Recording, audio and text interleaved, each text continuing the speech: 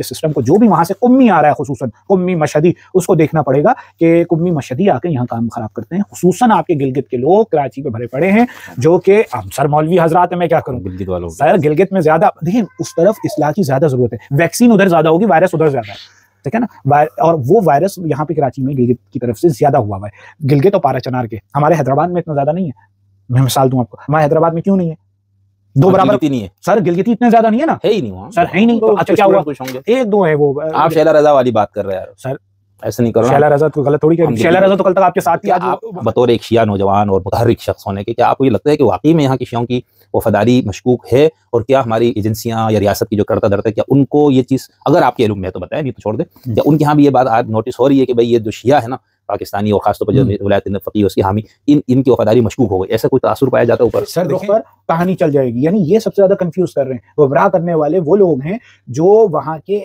ईरानी intelligence के हाथों तैयार शुदा, यानी वहां के बसीजी निजाम के तैयार शुदा। आपको पता है ईरान के जो कुम के मदारिस है, वहां पर बसीजी ट्रेनिंग होती है। वो पहले दो चीजें देखते हैं, कहते हैं एक बच्चा है जो कि पढ़ने वाला है, वो तो मदरसे में लंबा चलेगा, वो तो जाएगा ही नहीं यहाँ से, मुजतहिद बनेगा। एक बच्चा ये जो 2-2 साल में कहीं पढ़ने में नहीं है, उसको कितने इधर उसको पकड़ लिया, उसको पकड़ने के बाद वहाँ बसीजी ट्रेनिंग होती है कि तुमने दूसरे मुल्कों के बच्चों की, हाँ दूसरे मुल्क, यानी जो बैरूनी आए हुए कुम में, ये आप मालूमात की बुनियाद पर कह रहे हैं या कोई तज्जिया आपका?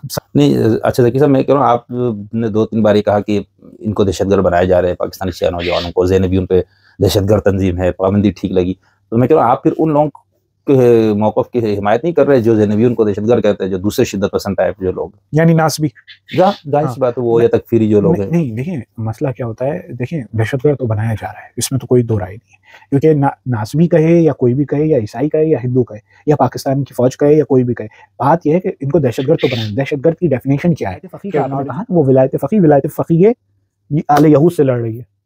सही सही, शिया विलायत दोनों नहीं है, ओरिजिनल दोनों नहीं है। खैर बहुत अच्छा है, इसको अपने हिसाब से इसको यूं देखा। हाँ नहीं, मैंने एक दो और लोगों को भी इस तरह पढ़ा है जो इसको इस तरह दिखाते हैं, ठीक है ना। वो यानी विलायत फ़क़ीह शियत और विलायत फ़क़ीह यहूद दोनों आपस में लड़ रही है, लेकिन जो असल सादात मोहम्मद वाले मोहम्मद हैं वो, और जो विलायत रखते हैं, और दूसरा जो वो यहूद है, वो अलग एक जंग कर रहे हैं। तो ये सिस्टम यूं चला रहा है, तो ये सिस्टम यूं चला रहा है तो कि पाकिस्तानी जोश प्रोटोकॉल पढ़िए ना, जोश प्रोटोकॉल पढ़िए ना, जोश शियों को क्या करना चाहिए, सर मैं बता रहा हूँ, फौज को चाहिए इसको तो रोके। अब कब से चीख रहे हैं यार रोको, और अब जब से वो कासिम सुलेमानी और ये हसन नसरुल्लाह मरे और ज्यादा लगने शुरू हो गए, और भाई ये रोको, ये बच्चों की तरवीज। दूसरी बात ये कि लिटरेचर रोको, तस्वीरें रोको, इन सब पे पाबंदी लगाओ, इन सबको जुर्माने लगाओ, इन सब ट्रस्टियों, खैरुल अमल ट्रस्टियों, ये सब इनको रोको भाई, ये क्या कर रहे हैं। तो दूसरा काम क्या है कि उनके लिटरेचर पे पाबंदी रियासत लगाए, शिया उस लिटरेचर से खुद जान छुड़ाए। ये नहीं हो सकता कि मैं हसन नसरुल्लाह की तस्वीर लगाऊं और कहूं मैं पाकिस्तान का बड़ा मुहिब हूं, ये कैसे हो सकता है, ये कैसे हो सकता है, दोनों चीजें मैच करती हैं। ये तो हसन नसरुल्लाह पाकिस्तान का दुश्मन है, मुखालिफ तो नहीं था ना यार। पाकिस्तान का जो तागूत जो चला आ रहा है लिटरेचर, उसमें तो मुखालिफ हो रहा है ना। देखिए मुझे याद है 2004-5 मरकज़ विलायत अली पाकिस्तान ने वक्तन फवक्तन हर बात को उजागर किया है, तो इन सबको रोका जाए, एक रियासत को रियासत बनाया जाए, और इसमें रियासत का काम है, ये आम शियों का काम नहीं है। ये वो निकलेंगे, हम जो कर रहे हैं ये शोर मचा रहे हैं, इस पर हम जो है हमें पता है कितने नुकसान हमें होते हैं, लेकिन साथ ये कि रियासत इस बात को अब समझे, भाई बुनियाद खत्म कर दो ना, खुम्स का निजाम पाकिस्तान के अंदर। नहीं एक मजहबी मसला है ना, इसको नहीं किया जाए। नहीं सर, बाहर से रोका जाए, बाहर से रोका ये एक और फसाद हो जाए। नहीं कोई फसाद नहीं होगा, कोई फसाद नहीं होगा। नाकाबिल अमल है ना सर, क्यों नहीं नाकाबिल अमल है, दुनिया में सारे ये यहीं का बंदा जाके कनाडा में इंसान का बच्चा बन जाता है। तो कनाडा से भी तो खुम्स बेचता होगा ना सर। कनाडा में अभी ये शोर यहाँ उठा रहे हैं ना, असल में कनाडा में इंसान के बच्चे बन के चलते हैं बाकी मामलात में। हमारे यहाँ खुम्स नहीं जाने का नतीजा ये हो रहा है कि रियासत से दुश्मनी हो रही है। वहां पर क्या हुआ, अभी रिसेंट रिपोर्ट बताऊं कि कनाडा में कुछ जगहों पर ये मामला हुआ, ये अभी इस मुहर्रम में चेहलम के जुलूस पे वो फलस्तीन का परचम लेकर आ गए, उन्होंने मना किया बाकायदा। अब जहां जहां रियासत का मफाद आ जाता है और रियासत टकराती है बाहर ममालिक में, उस पर पाबंदी होती है। उन्होंने कहा हम चेहलम की मिशी की इजाजत इस सूरत में देंगे कि फलस्तीन की कोई बात नहीं होगी, ठीक है, उनका सियासी नहीं बनाओ, ये आप लोगों का मजहबी ठीक है। और अब वो क्या हुआ कि इस तरह का तबका है, ये विलायत फ़क़ीह वाला, वो जो है लेकर घुस गया, वो शिया आपस में लड़ गए, उन्होंने मारा उनको, निकलो यहाँ पर। जापान में 4 इमाम बारगाहें बैंड हो गई, नहीं है। हाँ फलस्तीन वाले, हाँ पक्की रिपोर्ट है, बाकायदा मेरे पास लोग मौजूद है, कनेक्टेड है। उन्होंने कहा 4 इमाम गए बैंड कर दी इस बुनियाद पर कि ये गलत हुआ। तो ये रियासती जबर भी भयानक शक्ल इख्तियार कर जाती है। कनाडा में जाकर रियासती जबर का अब आप मेरी तकरीर, आप कल रियासत बोले तुम इस तरह के इंटरव्यूज करते हो, तो अब हम ये तो नहीं होने देना यार। हम नहीं, आप इंटरव्यूज करते, मिसाल के तौर पर मुझे रियासत बुलाए और मुझे पूछे रियासत बुलाकर, मिसाल नहीं एक मिनट शेखली साहब, चोर आपके दिल में है क्या? आपके दिल में तो चोर नहीं है ना, मेरे दिल में तो चोर नहीं है। लेकिन मैं तकरीर कर रहा हूं, गुफ्तगू कर रहा हूं, अपना प्रोग्राम कर रहा हूं सर, अब हर जगह रियासत का डंडा आएगा तो सर नहीं देखें, रियासत का डंडा किस बात पे आएगा? जहां आपके मुल्क का कानून हम तोड़े उसके ऊपर आप, ठीक है ना, ठीक है। तो तकरीर में आपने अगर इस तरह की चीज उसमें, तो मुल्क तो वो विलायत फकी का दिफा कैसे हो रहा है? पाबंदी लगी, विलायत फकी के दिफा पे पाबंदी लगी। हमें रियासत के साथ ताउन करना पड़ेगा और रियासत को हमारे साथ ताउन करना पड़ेगा, दोनों चीजों में। मजदूर को नुकसान ना पहुंचाया जाए, कारखानों को बैंड किया जाए, ये हम बार बार कह रहे हैं, ये हमारा नारा है, ठीक है ना, ये इसको रोका जाए। दूसरी बात ये कि हम ये सब चीजें कानूनन जो जुर्म है इसको पढ़ाया जाए शीयत में, एक मुल्क के आईन के खिलाफ जाना क्या होता है और इसके नताइज क्या होते हैं, ये सब चीजें हैं। यहाँ से बच जाएंगे तो माशाल्लाह शीयत एक अच्छी अपनी, देखें शीयत NGOs बनाए, शीयत काम करे, शीयत जो है अच्छे इदारे बनाए, शीयत अपने आप को इल्मी मैदान में लेकर आए। यही सारे गिलगित बल्तिस्तान के नौजवान अगर मिलकर साइंस पे तहकीक करें, साइंस पे रिसर्च करें, अपनी सारी कुव्वतें लगाएं एक मुल्क के लिए, यही सारे बच्चे, आपको पता है फौज में भी नहीं, इतने मसाइल हो गए कि आप शियों को फौज में भी नहीं मिलता है अब मामला, क्योंकि वो सारी चीजें चेक करते हैं ना कि कौन लोग आ रहे हैं। ये क्राइटेरिया आप लोगों ने खुद खराब किया है। हमने एक अच्छे रियासती मैकेनिज्म में आना होगा। तो और जो नुकसान भी पहुंच रहे हैं ना, तो हमें पाराचनार में और वहां के शियों को अब इस सब चीजों से अपने आप को खैराबाद कहकर मजबूत रियासत का दिफा करके पाकिस्तान के हर शहर में, देखिए शियत सलाम और आदाब, उम्मीद है आप सब खैरियत से होंगे। बहुत अरसा पहले मैंने नौजवान स्कॉलर दानिश्वर मोहतरम जनाब ज़की रिजवी साहिब के साथ एक नशिस्त की थी और हमारे चैनल को पहले इंटरव्यू था। उसके बाद हमने बहुत से इल्म से गुफ्तगू की। तो आज मेरी खुशकिस्मती है कि मैं एक बार फिर ज़की साहिब से मुझे मुलाकात का मौका मिला और उनसे मुझे टाइम मिला कुछ गुफ्तगू के लिए, और मैं इस गुफ्तगू के बाद कोशिश करूँगा कि उनसे 2 मज़ीद टॉपिक्स पे बात करूँ। एक तो इन लोगों की एक अभी नई किताब आई है मुल्ला सदरा के अफकार पर तनकीद पर, और नाम बहुत ख़तरनाक से इन्होंने रखा है हिमाकत सदरा के नाम से। उस पर के तसव्वुफ़, इरफान, तशय्युअ, मुल्ला सदरा से आप लोगों को इतना मसला क्यों, इस तरह की कोई चीज़ें करेंगे। और दूसरा जो है मेरी ख्वाहिश ये है कि ज़की साहिब से एक और टॉपिक पे भी मैं गुफ्तगू रखूँ कि तशय्युअ के अंदर इस्लाह के नाम पर उठने वाले लोग, शख्सियात, उनके अफकार और नज़रियात क्या है, तशय्युअ क्या है, आप लोग उन इस्लाह करने वाले लोगों को तशय्युअ से मुनहरिफ क्यों समझते हैं, इतनी सख्त तनकीद क्यों करते हैं, और वो आपको इतना ज़्यादा बुरा क्यों समझते हैं, इस पे। और उसी में फिर कुछ ऐसे लोगों के हम जिक्र करेंगे जो इस इस्लाह के सफ़र को शुरू करके तशय्युअ से ही वो मुनहरिफ हुए। तो ज़की साहब बहुत मेहरबानी, बहुत शुक्रिया, आपसे दोबारा मेरी मुलाकात हो रही है। आपने एक बार तो फिर तालिब इल्म को टाइम दिया। माला आपको सलामत। आज मैं आपसे, चूँकि अभी जो बिल्कुल मौजूदा हालात में पाराचनार में जो कुछ हुआ, फिर उसके बाद यहाँ पर जो मुजाहिरे, धरने, ये सब कुछ हुआ, और उसके अंदर फिर बार बार दोबारा ज़ैनबियून का जिक्र आ रहा था, ठीक है। और मैंने ख़ुद इस पर एक प्रोग्राम बहुत तफसील से किया था कि क्या है, क्यों बना, इसके नाक़िदीन का क्या मौक़िफ़ है, इसको बनाने वालों का क्या मौक़िफ़ है, सारा कुछ कोशिश की थी तहकीकी एक गुफ्तगू करूं। तो अब चूंकि आप कुछ आर्टिकल्स भी आपने पढ़े थे, हाँ पढ़े थे, बिल्कुल उसमें मैंने सबका देने की कोशिश।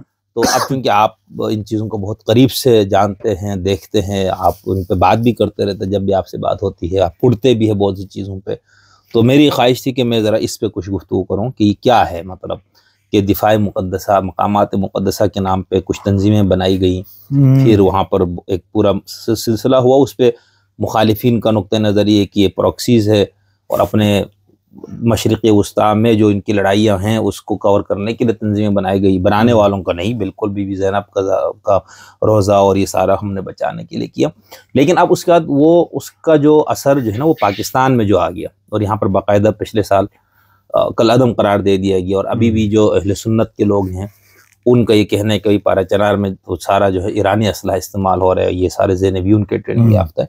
तो मैं सिर्फ ये कि ये तंजीमें इनके हवाले से आप लोगों का क्या मौक़िफ़ है, आपका अपना ज़ाती बताएं या आपकी तंजीम का बताएं, और उसके साथ साथ ईरान का किरदार क्या है और उसके पाकिस्तानी शियत पर क्या असरात हुए, इस पर मैं थोड़ी सी बात करना चाहूँगा। तो आप इस पर कुछ अपना हासिल गौर फ़िक्र, आपका मुशाहिदा, आपने इस पर जो कुछ पढ़ा, जो कुछ आप सोचते हो, ज़रा बयान करें।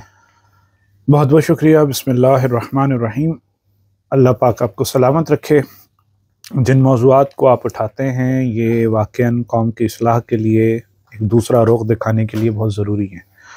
देखिए, आपने जो सवाल किया, काफ़ी सारे सवाल इसमें मिक्स हो गए, और सबसे पहली बात यह है कि मैंने कहा मैं एक ही सवाल करूं फिर आप पूरी गुफ्तगू करें बस। हाँ, ये इसलिए तो सॉरी। देखिए, ज़ैनबियून जो पाकिस्तान में कलअदम करार दी गई और बड़ी देर कर दी, मेहरबान आते आते, ये पहले ही हो जाना चाहिए था, ताकि इतने सारे लोगों को जो गुमराह किया गया, इतने सारे लोगों को जो दहशतगर्द बना दिया गया, ऊपर के खित्तों को जो हमारे तबाह किया गया, शिया नौजवानों को जो एक गैर मुल्की प्रॉक्सी बना दिया गया, उसका कोई फ़ायदा और नतीजा नहीं निकला।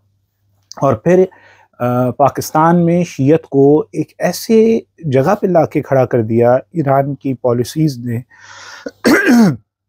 जो अभी बहुत टाइम लगेगा, क्योंकि अभी ताज़ा कलअदम हुई है, तो अभी एक बहुत टाइम लगेगा हमारे मुल्क से हम आहंग होने में।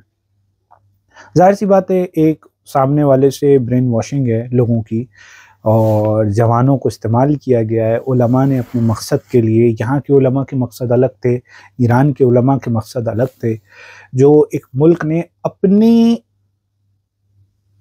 यूँ समझें उसको कहें फ़ायदे के लिए, एक सिर्फ पाकिस्तान के नहीं, दुनिया में जहाँ जहाँ उसने प्रॉक्सीज़ बनाए, लबनान में यही काम हुआ, इराक़ में यही काम हुआ, शाम में यही काम हुआ, यमन में यही काम हो रहा है। दीन को अपनी सियासत के लिए जो इस्तेमाल किया, उसके अभी नताइज आने हैं। अभी नताइज कुछ नहीं आए, अभी तो ये चीज़ें लपेटी जा रही हैं। जितना जल्दी लोग इस चक्कर से बाहर निकल आएंगे, उतना जल्दी आज़ाद हो जाएंगे।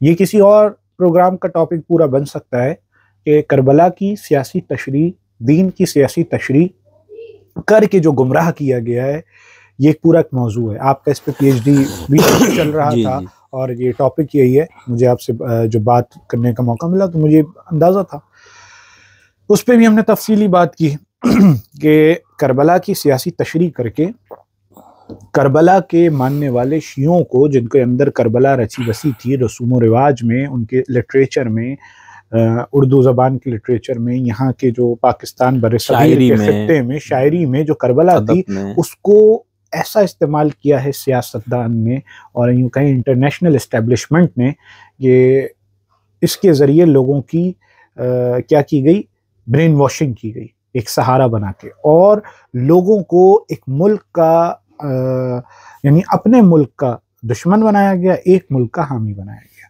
नताइज क्या निकले कि जाहिर सी बात है, जब वो मुल्क एक्टिव हुए, उनकी एजेंसीज एक्टिव हुई, उन्होंने उसको कलअदम, पाकिस्तान के नहीं, पाकिस्तान से बाहर भी लोगों को ये बात समझ में आई कि खुसूसन शियों का ये ग्रोह जो करबला और आज़ादारी करता है, वो करबला के आज़ादारी के साथ साथ गैर मुल्की एक परचम भी लेकर आते हैं, गैर मुल्की लीडरान और सरबराहों और आइन की बात हमारे यहाँ करते हैं, जिसकी वजह से नताइज क्या निकले कि वो अपने मुल्क के दहशतगर्द बन गए शिया, जबकि शियत का दहशतगर्दी से कोई ताल्लुक न था, न है, न रहेगा। ये वो तबका है जो जिसके मौला की हदीस मौजूद है, जिस वतन में रहो उससे वफादारी इख्तियार करो, जिस मिट्टी में रहो उससे वफादारी इख्तियार करो। वतनियत का दर्स हमें मौला ने दिया है। हम अपने वतन के मुखलिस थे, हमारा ताल्लुक था आज़ादारी। हमारा झगड़ा, इस्लाम का झगड़ा, शियत का झगड़ा जो है ना, सकीफ़ा से है, मुल्कों से नहीं है। इन्होंने क्या किया, उस तशरीह को इतना तब्दील कर दिया कि यानी इनकी तशरीह में क्या हुआ कि झगड़ा जहां यजीद से होना था, झगड़ा जहां सकीफ़ा से होना था, इन्होंने झगड़ा कर दिया अमेरिका और इसराइल से। अच्छा, अमेरिका और इसराइल के ना हम एजेंट थे, ना हैं, ना अमेरिका और इसराइल के हम दिफा की बात करें। और बल्कि हम तो ये उल्टा कहेंगे कि ये ईरान का जो निज़ाम और ईरान की विलायत फ़क़ीह खुद अमेरिका और इसराइल ने ही प्लान की थी, और ये इसकी बाकायदा शवाहिद और ज़वाबित मौजूद हैं कि किस तरह से तेल का मसला हुआ, किस तरह से ख़ित्ते में सियासत की गई, किस तरह से अरब स्प्रिंग लाया गया, किस तरह से मामलात को, अरबों की हुकूमतों को नुकसान पहुँचाया गया, यहाँ की बादशाहतों को तोड़ा गया। ये पूरे टॉपिक्स हैं ना, ये इंटरनेशनल रिलेशंस के और इंटरनेशनल रिलेशंस की हिस्ट्री के पूरे टॉपिक्स हैं जो बच्चे इस वक्त CSS कर रहे हैं, और ये जो इसके स्टूडेंट्स हैं जो इसमें PhD कर रहे हैं वो ये सब जानते हैं, अहले सुन्नत। और ये वाकई जो बच्चों ने पढ़कर सियासत पढ़ी है या पॉलिटिकल साइंस पढ़ी है वो सब ये बात जानते हैं कि ये पूरी सियासत की गई। अब आ जाते हैं शियत पे। शियत में देखिए हमारा ताल्लुक था फ़कत अज़ादारी से। हमें यहाँ पर क्या बताया गया, अज़ादारी करनी है तो वक्त के यजीद के खिलाफ करो। अब ये वक्त का यजीद कौन होता है? फिर वक्त का यजीद हर एक का अलग अपना अपना, हाँ, मतलब वो एक नया ड्रामा शुरू हो गया, वक्त का यजीद। अब वक्त का यजीद कौन होता है भाई? वक्त का यजीद अब स्वयं इसराइल है, अमेरिका है इस वक्त जो है, जो उसके यानी एक अमेरिका और इसराइल एक इंटरनेशनल इस्टेब्लिशमेंट, यानी कम्युनिस्टों की ज़बान में बात करें तो हकीकत यही है कि दुनिया इस टाइम ऐसी ही तशरीह पे ज़्यादा सही रहती है कि यहाँ तबकाती निज़ाम है।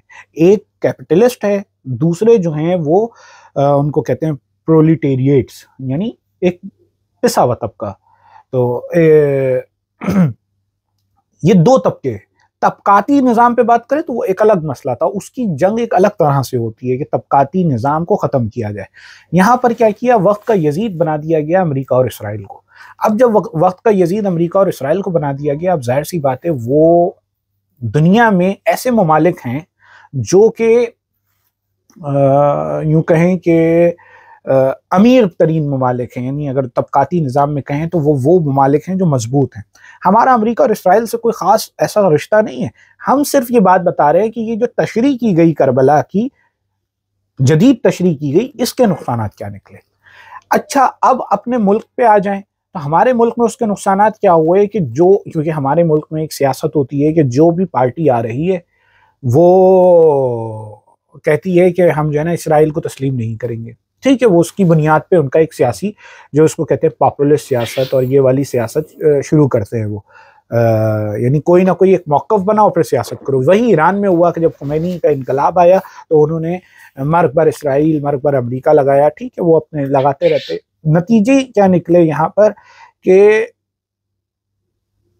लोगों की तरक्की पे हुकूमत ने बात करनी थी, वो नहीं हुई। उल्टा क्या निकला, अमेरिका, इसराइल और गैर ममालिक, और वो मामला जिससे कोई ताल्लुक नहीं था, जिनसे आप जीत सकते नहीं थे। अगर आप जीत सकते होते तो आपको तो अभी उन्होंने लबनान में ही पेजर्स फाड़ कर आपकी औकात बता दी कि आप क्या हैं। ये दौर AI का है, इंटरनेशनल, यानी एक आर्टिफिशियल इंटेलिजेंस का दौर चल रहा है दुनिया में ना, इंटरनेशनली। इस वक्त दुनिया ग्लोबलाइज्ड हो गई है। इस वक्त जिसके पास साइंस की पावर है वो हुकूमत करता है। इस वक्त हुकूमत वो कर रहा है जिसके पास कैपिटल है।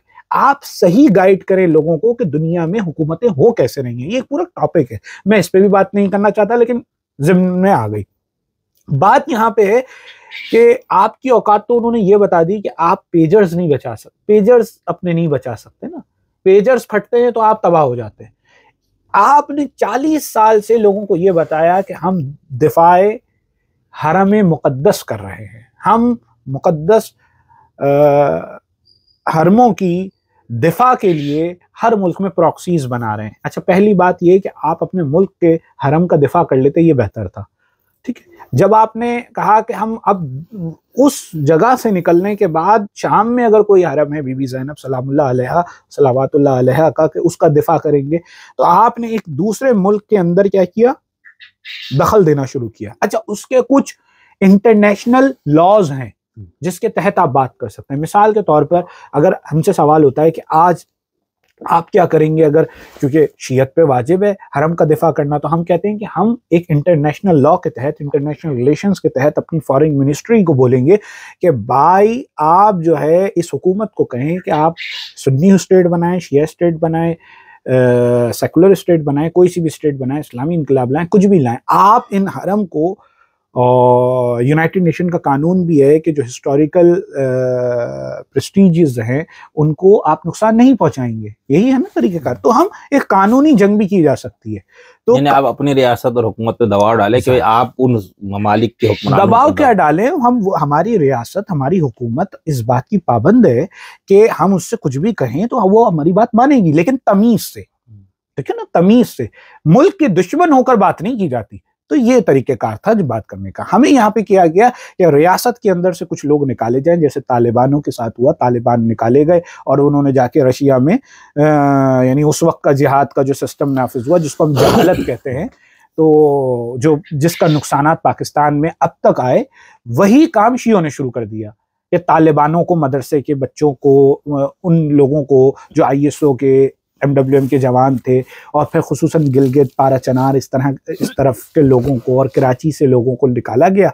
उनको ये कहा गया कि बीबी के हरम का मसला है, तो अब क्या करें, यहाँ से निकल कर चलते हैं और वहाँ जाके हरम का दिफा करते हैं। अब वल्लाह आलम उनका हरम का दिफा मकसूद था या नहीं था। जाने वाले बेचारों का तो था, जाने वाले बेचारे तो यूं समझे उनकी ब्रेन वॉशिंग कर दी है ना उनकी। तो आपने यूं समझे कि ब्रेन वॉशिंग होती क्या है, उसके बेचारे के अंदर की वो मोहब्बत को, अकीदे को इस्तेमाल कर लिया गया अपनी सियासत के लिए। उनको निकाला गया, निकाल कर क्या हुआ, वहां ले जाया गया। अब वहां ले जाकर उनको, जाहिर सी बात है, वो दिफा किया नहीं किया, क्या मामलात हुए, बैकडोर डील्स तो हुई हैं। वो जो हमने देखा कि अभी ईरान की, बशार अल असद की और मुख्तलिफ ये जो अब आए, हमने पूरी किताब लिखी है अखवानी शीयत। अखवानी शीयत में हमने कहा है कि भाई ये दो चक्कर है ही नहीं, ये जो नासबी हैं वही अखवानी हैं, और अखवानी उन्हीं के जरिए ये इनकलाब आया। तो हमने तो ये भी क्लियर कर दिया, ये ईरानी इनकलाब। अखवानी शीयत जो हमने लिखी है वो आपने देखी थी ना, जो पुराना इंटरव्यू था, उसमें जो हमने कहा था कि ये मिस्र से चली थी ये तहरीक, और दहशत, उस किताब के शुरू में ही हमने लिखा था अखवानी शीयत में कि जितनी दहशतगर्द तंजीमें फैली हैं और जितनी दहशतगर्दाना सोच फैली है इस्लाम के अंदर, वो मिस्र के अखवानुल मुस्लिमून से निकली है। ठीक है, ये सारी सिचुएशन हम पहले वाजे कर चुके हैं, वो उस किताब कोई पढ़ लेगा तो उसको वाजे हो जाएगा, मैं इतनी तफसील में नहीं जा रहा। अब आ जाते हैं बात को कि ये यूं इस्तेमाल हुआ कि ये बुनियादी, और इसके शवाहिद आप अल्लाह यारी को वो देख लें कि जो अल्लाह यारी ने कासिम सुलेमानी पे बयान दिया है, तो कासिम सुलेमानी के लिए उसने क्या क्या कहा है, उसने बाकायदा हमारी किताब को कोट भी किया। अच्छा, लेकिन हाँ, वो उसने मुख्तलिफ जगह पर अपना, उसका एक व्हाट्सएप ग्रुप है उसमें वो लगाता है वो किताब का वो कि ये, और उसका वो बयान देख लें जब आप लोगों को तो अल्लाह यारी से कोई ताल्लुक तो नहीं, ये वजाहत कर दे। हमारा अल्लाह यारी से कोई वैसा ताल्लुक नहीं है, लेकिन बात यह है कि हमें सिंध में तंजीम है, पाकिस्तान में तंजीम है, वो बाहर बैठा है, लेकिन लोग समझ तो रहे हैं ना। एक हिस्ट्री से तो ताल्लुक है ना, हिस्ट्री वो भी पढ़ेगा, हम भी पढ़ेंगे, हमने भी हिस्ट्री से ही निकाली हैं चीजें, उसने भी हिस्ट्री से ही निकाली हैं। उसने जब ये सदर, क्या नाम है जो अभी ये रिसेंट सदर बेचारे, इब्राहिम रईसी का जब इसको मारा गया, और ये भी इसके पीछे भी एक पूरी सियासत है, इसलिए बेचारा कहा, जिस सिस्टम ने, उसी सिस्टम ने उड़ा दिया, बेचारा कहने की वजह ये थी। तो उसके ऊपर पूरा बयान दिया है अल्लाह यारी ने, तो अल्लाह यारी का वो पूरा बयान देख लेंगे जिसपे बड़ा क्रिटिसाइज किया गया अल्लाह यारी को। फिर अल्लाह यारी ने और खोला उसको, तो वाज़ेह किया कि ये तो वो लोग हैं जो इमाम हसन अस्करी अलैहिस्सलातु वस्सलाम के रोज़े पे जो धमाका हुआ था 2006 के गालिबन 2006-2005 में जो धमाका हुआ था, उसमें कासिम सुलेमानी का हाथ था। ये तो यहाँ तक उसने वाज़ेह किया। अब आप उसको पकड़े और उससे ये सारे किसी दिन उससे सवाल पूछ लें कि आपने कैसे किया, वो और तफसील बताएगा, क्योंकि वो अंदर का बंदा है, वो बहुत सारी चीज़ें जानता है। तो ये वो लोग हैं जो अपने दिफा के लिए हरम को ढाल बना सकते हैं। तो कहाँ ये हरम का दिफा करने जाएंगे, पहली बात।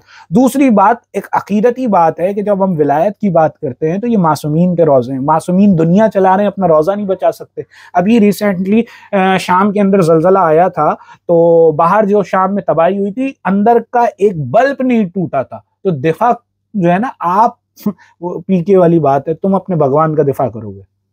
तो वो ये पीके ने बड़ी अच्छी फिल्म बनाई है, उसमें जो आखिर में उसने कहा ना कि तुम इतने से गोले के, इतने से शहर के, इतनी सी गली में रह के तुम कहते हो मैं अपना भगवान बचा रहा हूँ।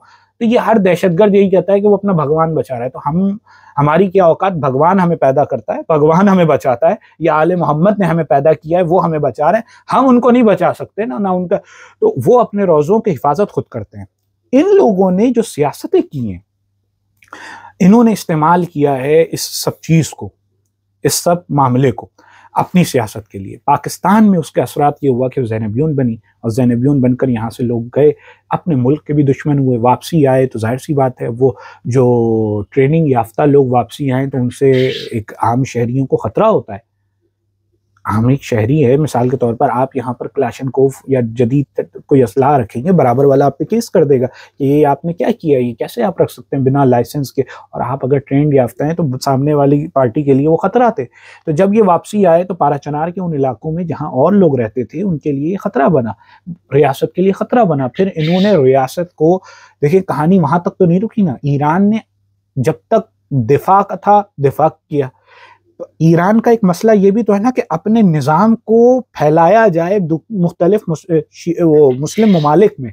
जो मुस्लिम ममालिक में वो निज़ाम फैलेगा विलायत फ़क़ी, तो उसके दिफा के लिए अब यजीद बन जाता है हमारी रियासत, अब यजीद बन जाता है हमारी पाकिस्तानी हुकूमत, हमारा सिस्टम, हमारा निज़ाम, यहाँ इनकलाब आना चाहिए। ये जो जवान नकी के जुमले आए, ये जो इस तरह के ग्रोह पैदा हुए, नताइज क्या निकले कि वो वहाँ से ट्रेंड याफ्ता लोग आए हुए, उन्होंने अपने रियासत के मुखालिफ बातें करना शुरू की। कराची के मेंबरों से और पूरे पाकिस्तान के मेंबरों से रियासत के खिलाफ बातें शुरू हुई, और एक पूरा सिनेरियो बनाया गया अब शियत को रियासत से लड़वाने के लिए। ट्रेंड लोग रियासत से अब लड़ने जाएंगे, तो अब जाहिर सी बात है उसका कलअदम होना था, क्या जरूरत थी शियत, ये जबकि शियत बिल्कुल एक आज़ादारी है, शियत एक विलायत है, शियत एक अकायद की तरवीज है। उसका कोई ताल्लुक ही नहीं था कि ना इस्लामी हुकूमत से कोई ताल्लुक था शियत का, ना इस तरह की कोई सिचुएशन से ताल्लुक था। तो इन्होंने जवानों को यूनिवर्सिटीज़ के, यानी आप देखें ISO के जवान होते हैं, यूनिवर्सिटी के जवान, उनको निकाल कर कहाँ ले आए, यानी तालीम छुड़वा कर उनकी इन कामों में लगा दिया। तो अब जब रियासत के लिए सारी चीज़ें ख़तरनाक हुई तो जाहिर सी बात है इसका एंड होता है कलअदम होना। कलअदम हुआ तो रियासत पे हमले शुरू हो गए, रियासत के खिलाफ बातें शुरू हो गई। नताइज उसके ये निकले कि जाहिर सी बात है कुछ लोग हैं, अब यहाँ पर ऐसी रिपोर्ट्स भी मौजूद हैं कि इन्होंने लोगों को यहाँ पे मरवाया है। किसने? ज़ैनबियून के लोगों ने। बाकायदा ये वीडियोस आती हैं और बाकायदा पूरे गैंग्स थे। और अच्छा, फिर एक इंसान, वो कहते हैं ना पावर आ जाए, उसके पास असला हो, तो वो जाहिर सी बात है कोई इंसान कोई मोहर तो नहीं लगी होती, तस्किया नफ्स तो नहीं हुआ हो, तो वो तो कुछ भी कर सकता है, वो जाकर लूट भी सकता है। और आजाद अस्करियत तो बहुत खतरनाक है, आजाद अस्करियत, हाँ, यानी उस पर कोई आजाद अक्सरियत हो गई ना, एक अस्करियत, हाँ, तो एक मुल्क में वो मसाइल का सबब बनी। और वो चीज जब मसाइल का सबब बनी तो यहाँ पर लोग मिसिंग भी हुए, जाहिर सी बात है उनको कॉम्बैक्ट किया गया, उनको रोका गया, वो मिसिंग हुए। नताइज में हमारे शिया जवान मसाइल में आ गए और दहशतगर्द और शियत में फ़र्क नहीं महसूस होने लगा। अब आप देखें ना, पाराचनार में मसला होता है, कराची में धरने होते हैं, इनको बेवकूफ़ों को ये नहीं पता कि ये धरना किसकी वजह से कर रहे हैं। अब जो धरने हो रहे हैं, अब ये समझ रहे हैं, ये आम मासूम बेचारे हमारे शिया समझ रहे हैं कि वो शियत के दिफा में निकल रहे हैं, जबकि शियत के दिफा में नहीं, वो एक दहशतगर्द तंजीम ज़ैनबियून के दिफा में निकल रहे हैं, जो कि कलअदम है पाकिस्तान में, उसके लिए यहाँ पे धरने हो रहे हैं। उसके लिए अब वो शियत एक कन्फ्यूजन का शिकार हो गई है, शियत इस सारे मामले में कंफ्यूज हो गई है, उसको समझ में नहीं आ रहा, आम शिया जो नौजवान को समझ में नहीं आ रहा, यार एक अच्छा काम करने वाले नौजवान को गायब किया जा रहा है, मारा जा रहा है, उनको बंद किया जा रहा है, उनसे असलहा छीना जा रहा है, और यहाँ पर हमें निकलना चाहिए उनके दिफा में। ये सारे मामलात ऐसे प्रोपेगेंडे बन गए। अब इन प्रोपेगेंडे के तहत यहाँ के लोग भी कंफ्यूज हैं, वहाँ के लोग जो है वो समझ के नहीं दे रहे हैं। अच्छा, वो समझ रहे हैं तो एक आम बंदा अगर मिसाल के तौर पर एक मजदूर समझ रहा हो ना, तो उसकी कोई औकात नहीं होती। फैक्ट्री का मालिक समझे, जो फैक्ट्री के मालिकान हैं, यानी शियत के यहाँ के मालिकान, ईरानी शियत के यहाँ के मालिकान जो हैं, यानी जो MWM के ओनर्स हैं, जो ISO के बड़े बड़े नज़रियाती लोग हैं, जो असगरिया के नज़रियाती लोग हैं, जो शिया उलमा कौंसिल के नज़रियाती लोग हैं, वो उनको निकलने नहीं देते, वो कुछ और डीलिंग्स करते हैं। अच्छा, वो इधर की अलग डीलिंग करते हैं, उधर की अलग डीलिंग करते हैं, बीच में फंसाते हैं, नताइज उसके ख़राब होते हैं। पूरा कहते हैं कि हम कराची जाम कर देंगे, पाकिस्तान जाम कर देंगे, क्योंकि वो शियत को अपने लिए इस्तेमाल करते हैं। यानी इस वक्त शियत इस्तेमाल ईरान के लिए हो रही है, इस वक्त शियत इस्तेमाल हो रही है ज़ैनबियून के लिए, इस वक्त शियत इस्तेमाल हो रही है मुख्तलिफ गैर मुल्की मफादात के लिए। तो ये मामलात यहाँ तक बने। बहुत अच्छा ज़की साहब, इसमें एक दो चीज़ें हैं ना। एक तो आप मुझे ये बताएं ना कि हम अपने दोस्तों को ये बात करते भी थे कि देखे आप किसी और मुल्क के उस निज़ाम से इतने ज़्यादा मुतासिर हैं और आप उसको एक बिल्कुल खुदा रसूल और मासूमीन का सिस्टम समझते हैं, ठीक है ना, नाइब इमाम का निज़ाम है ना भाई। अब तो आपका उस मुल्क के साथ सरहद जहाँ ख़त्म शुरू होती है उससे मोहब्बत अक़ीदत हो ना हो, उस निज़ाम से होती है, तो उससे आपकी गुफ्तगू से आपकी आगे जाके नताइज निकलेंगे कि आपकी वफादारी तकसीम हो जाएगी। तो वो नहीं मानते थे। फिर हम पूछते थे अच्छा कभी ईरान और पाकिस्तान की जंग हो जाए तो आप क्या करेंगे, तो हो ही नहीं सकता ये बात करते थे। और वो हुई। अच्छा वो भी इसी पे आ रहा हूँ। अच्छा पहले जब ये तालिबान वगैरह का, अब तो सुन्नियों ने ये सबक सीख लिया भाई अफगानिस्तान का है, उन्होंने कर लिया, बट ठीक है। वरना आप सोचे ना जब 90 की दिहाई में जब ये तालिबान का निज़ाम आया था तो पाकिस्तानी जो देवबंदी सुन्नी उनकी सारी वफादारी उधर हो गई थी। अच्छा सऊदी अरब के अंदर जो वहाबियों का निज़ाम है, हमारे वहाबियों की बहुत सी वफादारी अब भी उनके साथ है। तो शियाओं को हम ये कहते हैं शिया पाकिस्तान और ईरान की जंग हो ही नहीं सकती। तो हम कहते थे यार नेशनल स्टेट का दौर है, नेशन स्टेट्स है, इसमें मुल्कों के मफादात है, टकराव होता है तो जंग होती है। क्या मतलब अब आप लोग ये सोच रहे थे कि अफगानिस्तान में हम करजई और इनको भगा देंगे और ये आएंगे अफगान तालिबान तो ये हमारे पाले हुए हमारे लोग, अब देखो आपके गले में पड़े है ना। इस वक्त सबसे बड़ा मसला आपको अफगानिस्तान की पट्टी पे है, पाकिस्तानी रियासत को।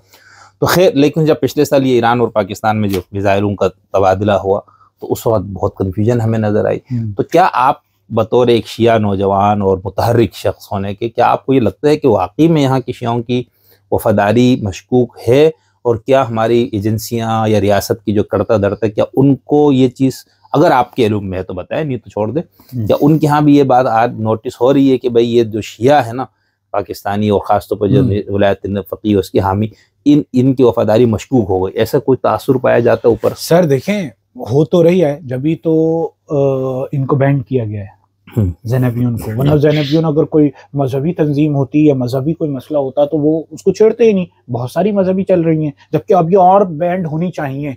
हम तो ये मुतालबा करते हैं कि अभी और भी बैंड करो, सिर्फ ज़ैनबियों बैंड नहीं करो, यानी मजदूर को नहीं मारो, सिर्फ फैक्ट्रियां भी बंद करो, ये मौलवी जो चल रहे हैं इनको भी बैंड करो। इनको खत्म कर दोगे तो और ज्यादा यानी एक अच्छे रुख पर कहानी चल जाएगी। यानी ये सबसे ज्यादा कंफ्यूज कर रहे हैं, गुमराह करने वाले वो लोग हैं जो वहां के ईरानी इंटेलिजेंस के हाथों तैयार शुदा, यानी वहां के बसीजी निजाम के तैयार शुदा। आपको पता है ईरान के जो कुम के मदारिस है वहां पर बसीजी ट्रेनिंग्स होती है। वो पहले दो चीजें देखते हैं, कहते हैं एक बच्चा है जो कि पढ़ने वाला है, वो तो मदरसे में लंबा चलेगा, वो तो जाएगा ही नहीं यहाँ से, मुस्तहिद बनेगा। एक बच्चा ये जो 2-2 साल में का ये पढ़ने में नहीं है, उसको कहते हैं इधर आओ। अच्छा। उसको पकड़ लिया, उसको पकड़ने के बाद वहाँ बसीजी ट्रेनिंग होती है कि तुमने हमारे दूसरे मुल्कों के बच्चों की, हाँ दूसरे मुल्क, यानी जो बैरूनी आए हुए कुम में, ये आप मालूमात की बुनियाद पे कह रहे हैं या कोई तज्जिया आपका? सर ये हुआ है। क्या हुआ मतलब आपकी मालूमात? हाँ ये मालूमात है, बाकायदा तज्जिया नहीं है, ये मालूमात है।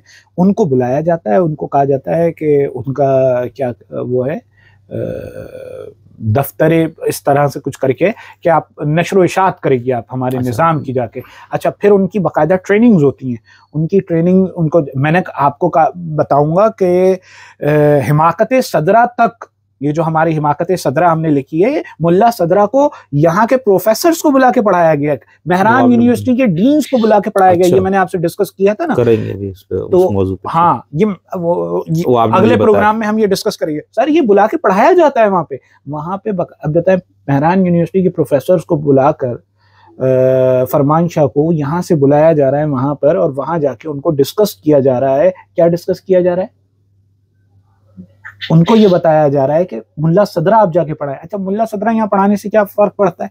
ये सारी उनकी प्लानिंग्स का हिस्सा है यहाँ से। तो यहाँ जो 2-2 साल पढ़े हुए मौलवी हैं, जैसे शहनशाह हुसैन हुए या ये जितना ये ग्रुप है जो यहाँ पे नासिर अब्बास तकवी हुए, हाँ ये शहनशाह साहब तो ज्यादा पढ़े हुए यार, 2 साल नहीं, मतलब मेरा एक मिसाल 2 साल वो लौला सनातान लाहला का नोमान से वो एक इस्तिआरा बन गया है। अच्छा। 2 साल मुहावरा है, लौला सनातान लाहला का नोमान मदरसे गए तो 2 साल गए थे तो 2 साल के बाद क्या होता है, तो ये वाली बात। अब ये लोग जो वहां जाके पढ़ते हैं तो, और ये पढ़कर कम पढ़कर वापसी आ जाते हैं, तो इनकी वहाँ बाकायदा ट्रेनिंग्स होती हैं। उन 2 साल में देख लिया कि ये पढ़ने वढ़ने वाला नहीं है, इसको दूसरे काम में लगाएंगे। ये यहाँ पर आकर बाकायदा ट्रेनिंग्स करते हैं। इन पे पाबंदी लगनी चाहिए, इनको रोका जाना चाहिए। मदारिस के सिस्टम को, जो भी वहां से कुम्मी आ रहा है, खुसूसन कुम्मी मशहदी, उसको देखना पड़ेगा कि कुम्मी मशहदी आके यहाँ काम खराब करते हैं। खुसूसन आपके गिलगित के लोग कराची पे भरे पड़े हैं, जो कि सर मौलवी हजरात, मैं क्या करूं गिलगित वालों, सर गिलगित में ज्यादा, देखिए उस तरफ इस्लाह की ज्यादा जरूरत है, वैक्सीन उधर ज्यादा होगी, वायरस उधर ज्यादा है, ठीक है ना। और वो वायरस यहाँ पे कराची में गिलगित की तरफ से ज्यादा हुआ है, गिलगित और पाराचनार के। हमारे हैदराबाद में इतना ज्यादा नहीं है। मैं मिसाल दूं आपको, हमारे हैदराबाद में क्यों नहीं है, दो बराबर नहीं है सर, गिलगिती इतने ज्यादा नहीं है ना, है ही नहीं वहाँ सर, है ही नहीं। तो अच्छा क्या हुआ, कुछ होंगे, एक दो है वो। आप शैला रजा वाली बात कर रहे हैं यार, सर ऐसा नहीं करो। शैला रजा तो गलत थोड़ी कह रही, शैला रजा तो कल तक आपके साथ थी, आज वो मुखालिफ क्यों हो गई? गिलगित बल्तिस्तान वाले इंतहाई सादा शरीफ लोग हैं। आपका मसला सादगी है ना, आपका मसला सादगी है, इस वजह से आपका मसला सादगी, आपका मसला दीन से कुर्बत, आपका मसला वो जो सादगी होती है ना, उसी को इस्तेमाल किया गया है। तो दीन से सच्ची वफादारी कह लें, हाँ, उसी से बिल्कुल, जान कौन देगा भाई, बिल्कुल। तो वो वहां पे क्या हुआ कि आपके वहां के लोग, खुसूस आप देखिए ना, कराची की हर मस्जिद में गिलगिती है। अब वो गिलगिती एक नहीं, पूरे टीम के साथ आते हैं। अच्छा, जवाद नकवी के मदरसे में पंजाबी नहीं बैठे, गिलगिती बैठे, ठीक है ना। ये दीन के सारा दर्द रखने वाले गिलगिती हैं, खुसूसन शियत में। बाकी जो हमारे पंजाबी, महाजिर, सिंधी है ना, वो सिर्फ अज़ादारी करते हुए नजर आएंगे। ज्यादातर महाजिर ये सब जो है ना, दीन की खिदमत हम लोग कर रहे हैं। हाँ, अल्लाह रहम करे, आप विलायत फ़क़ीह सबसे ज्यादा खिदमत कर रहे हैं, ठीक है, विलायत फ़क़ीह वाले दीन की आप बोले तो अल्लाह आपको विलायत अली की तरफ भी लाएगा, और इंशाल्लाह जल्दी अब तब्दील होंगी सारी बातें। आपकी तरफ भी बहुत हीरे निकल रहे हैं, हीरे निकल रहे हैं, ये मैं आपको बताऊंगा। आपकी तरफ भी हीरे निकल रहे हैं। हाँ, और जहां सबसे ज्यादा मसाइल जहां से होते हैं ना शुरू, वहीं से उसकी वैक्सीन भी बन जाती है। हाँ, बनने तो यही, उस कानून कुदरत तो यही है, जहां ज्यादा होता है ना, वहीं से होगा। अब होना शुरू हो जाएगा जब ये सख्तियां लगेंगी। बहरहाल ये कलर टॉपिक निकल जाता है। दूसरी तरफ मैंने कहा गिलगित बल्तिस्तान वाले मुझे ज्यादा बुरा कहेंगे कि भाई तुमने हमें, तो मैंने कहा थोड़ी सी आपको राहत करवाया ना, गिलगित वाले आपको बुरा नहीं कहेंगे। गिलगित बल्तिस्तान वाले असल में पढ़े लिखे, गिलगित बल्तिस्तान वाले तो इस कामों में नहीं, यूनिवर्सिटियों के बच्चे सारे हैं। नहीं, यूनिवर्सिटी का वो यूनिवर्सिटियों के बच्चे जो बेचारे यूनिवर्सिटी में पढ़ने के काबिल नहीं थे ना, उन्होंने जाके ISO ज्वाइन कर लेते हैं। ISO के बच्चे को पढ़े लिखे होते हैं, वो कोई बेचारे ना वो इधर के रहते हैं, ना खुदा ही मिला, ना विसाल सनम, ना खामना ही मिला, ना या कोई AI मिली, वो ना इधर के रहे ना उधर के, हम वो तो बेचारे कंफ्यूज हो जाते हैं। पढ़ने लिखने वाले बच्चे के लिए, एक लॉ पढ़ने वाले बच्चे के लिए इतना टाइम है उसके पास कि वो जाके या ISO की क्या सारी वो करता फिरेगा, या वो जो है मौलवियों के गाड़ियों के आगे जो है झंडे लहराता फिरेगा? ये टाइम ही नहीं है उसके पास। एक डॉक्टर है, डॉक्टर की पढ़ाई कितनी सख्त है, वकालत की पढ़ाई कितनी सख्त है, एक बाहर जाने वाला बच्चा उसकी पढ़ाई कितनी, और फिर ये सब अगर पढ़ेगा तो उसके पास इतना टाइम है कि वो यहाँ पर दिमाग अपना खपाए ये मौलवियों की बातों में, और मौलवी जैसे बेवकूफ लोगों की बातों में अपनी बात, यानी वो मौलवी जो यानी कुछ नहीं आता जिनको, वो आके दर्ज देते हैं, वो बहरहाल लोगों को प्रोवोक करते हैं, प्रोवोक करके वो जो निकलता है। हमारा टॉपिक ये नहीं है, हमारा ये है, ये तो गिलगित एक टॉपिक आ गया। बात यह है कि यहाँ पर शियों को दहशतगर्द बना दिया गया, और शियों को दहशतगर्दी से रोकने के लिए अब हमें इक़दाम करने होंगे। अपने अपने इलाके में ये बातचीत करनी होगी कि ये बात अब हो गई। ईरान का भी अब सिस्टम देखिए ना, कुर्बे क़यामत से पहले, कुर्बे क़ायम आले मोहम्मद से पहले ईरान की हुकूमत गिरने का बाकायदा ये चीज़ें मौजूद हैं। ये हुकूमत, ये इनकलाब तबाह होगा, और बाकायदा और इनकलाब आने की भी हदीसों में कोई सुना नवीद थी, वो इनकी अपनी बनाई हुई होगी। बहरहाल लेकिन अब जो है वो ये हुकूमत गिरेगी, ठीक है ना, वो देख रहे हैं मासार, ये गिर जाएगी। गिरे ना गिरे, अगर चले भी तो हमें कोई फर्क नहीं पड़ता, एक बाहर की हुकूमत है, जो होना है हो। हमने पाकिस्तान में क्या करना है, पाकिस्तान में अब ये सब सिचुएशन नहीं चल सकती। तालिबान का आपने जो बात की, तालिबान बेवकूफ़ बनाए गए, वो मदरसे के मासूम बच्चे थे, उनको निकाला गया, उनको जिहाद का दर्ज दिया गया। नुकसान क्या हुआ, आज वो सरगर्दा है, आज वो बेवकूफ़ बने हुए हैं, आज वो इधर उधर घूम रहे हैं, आज उनको यानी खपने की जगह नहीं है कभी। अब वो क्या है, यानी बैरूनी एजेंसियों के हाथों इस्तेमाल होने का एक पिट्ठू बन गए वो, ठीक है ना, वो आलाकार बन गए, वो एक ऐसा असलाह बन गए जिसको कोई भी चला सकता है, यानी कोई अमीर सरमायादार उसको चला सकता है। यही हाल शियत के साथ कर दिया गया है। सुन्नी इस सारी बात से पहले तजुर्बा हासिल कर चुके थे, तो अब उन्होंने इस सारी चीजों पे आम एक सेकुलर सुन्नी ने उठा लिया। शियत में क्या हुआ, ये थोड़ा देर से हुआ, अब वो जो है ना, अब उसकी रिवाइवल शुरू हो गया, यानी उसका पलटना शुरू हो गया। अब यहाँ पे जब पाबंदियां लगेंगी तो जैसे गुड तालिबान बैड तालिबान हो गए, अब यहाँ पे भी गुड विलायत फ़क़ी बैड विलायत फ़क़ी, गुड ज़ैनबियून बैड ज़ैनबियून निकलेंगे, और वो गुड ज़ैनबियून बैड ज़ैनबियून बनते रहे। लेकिन अब रिवाइवल आएगा। लोगों को अब समझने की जरूरत है कि हम अब दहशतगर्द नहीं है, रियासत के साथ मुखलिस हैं और अपने वतन के साथ मुखलिस हैं। ना हमारा कोई इस दौर का यजीद आ रहा है, ना कोई हुसैन आ रहा है, ठीक है ना। अब हर एरे गैर नत्तु खैरा हुसैन बना के घूम रहे, खुदा को मानो यार। ये एरे गैर नत्तु खैरा हुसैन बन के बैठ जाएगा तो फिर मसला ये है कि करबला बनाओ। अच्छा, हम कराची वाले तो और कमाल है। आज आपने गिलगित की बात की, कराची वाले, यानी कराची में ऐसे ऐसे तेज भी लोग मौजूद हैं कि जब वो दीन की बात करो ना उनसे, यार नहीं देखो खामनाई साहब बहुत बड़ा काम कर रहे हैं। अच्छा, खामनाई साहब काम कर रहे हैं तो ये कुर्बानी सिर्फ गिलगित वाले देंगे? ओ बाबा तुम भी तो निकलो, तुम भी तो तकलीद करते हो। जो खुद ईरानी भी पता नहीं इसमें कुर्बानी देने गए नहीं, कहाँ ये जिन्हें रोज़ों के मुक़द्दसात की दिफा वगैरह में। दो तबका, हर इलाके का दो तबके, हर इलाके के दो तबके। खुमैनी के इनकलाब के बाद जो ईरान इराक जंग हुई थी उसमें कौन लोग शहीद हुए थे?